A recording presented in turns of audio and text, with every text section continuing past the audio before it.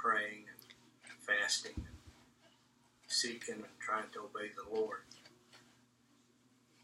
I got to Ashland last night around 11:30 and I talked to the police officers and they directed me under the bridge and I sat there for a while.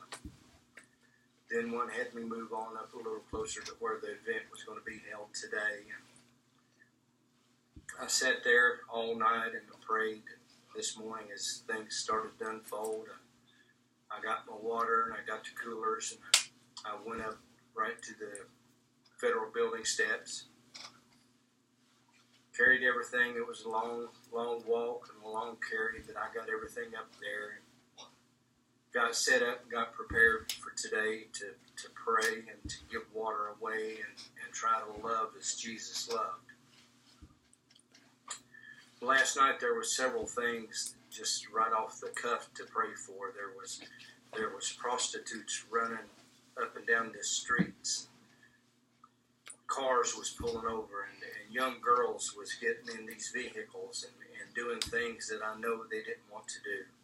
Doing things that they felt they had to do to support their habit or to support whatever they need to support.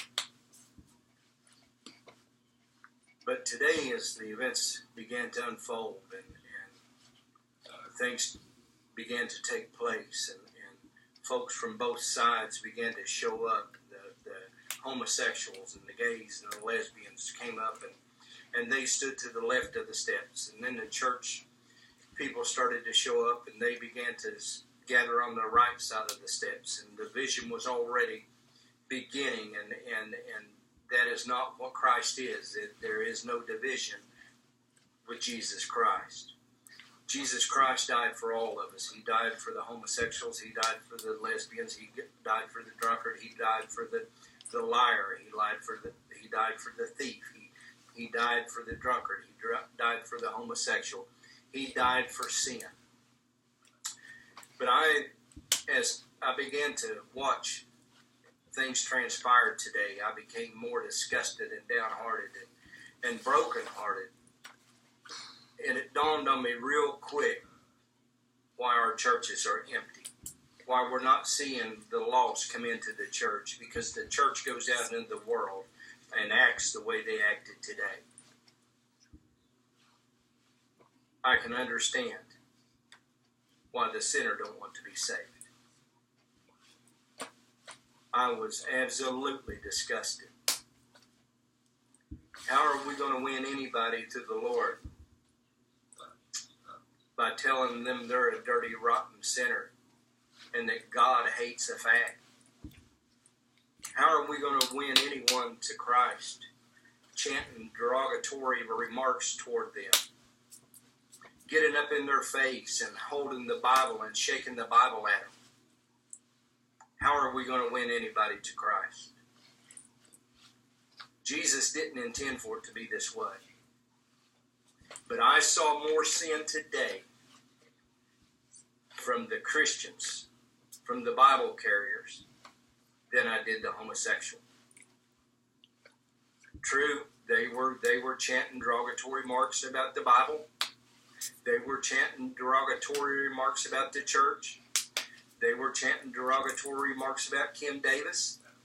They were chanting all different things. But here's the difference. They're lost. They're a sinner. The one carrying the Bible is professing Jesus Christ. I'm downhearted that folks that should have been out there today, the folks that are Christ-minded, the folks that loves the sinner, I'm downhearted today because they wasn't there. They chose to do their own thing. They chose to sit at their own homes.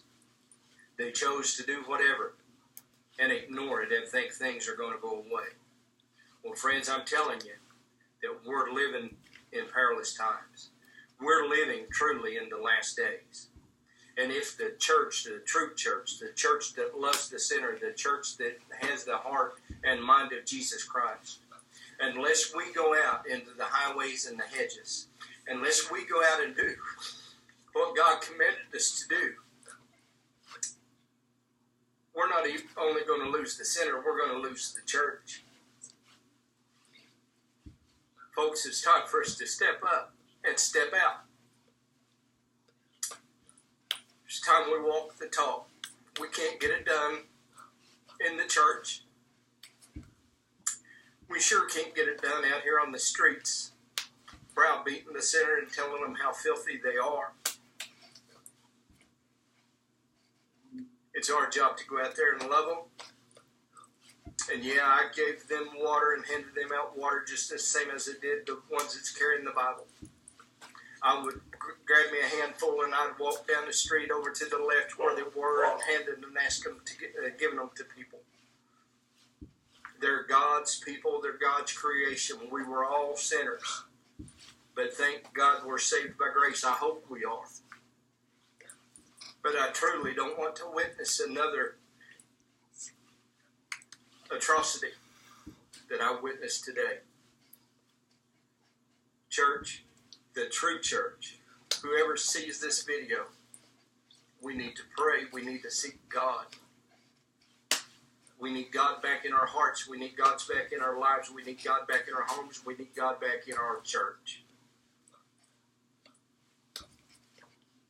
God bless.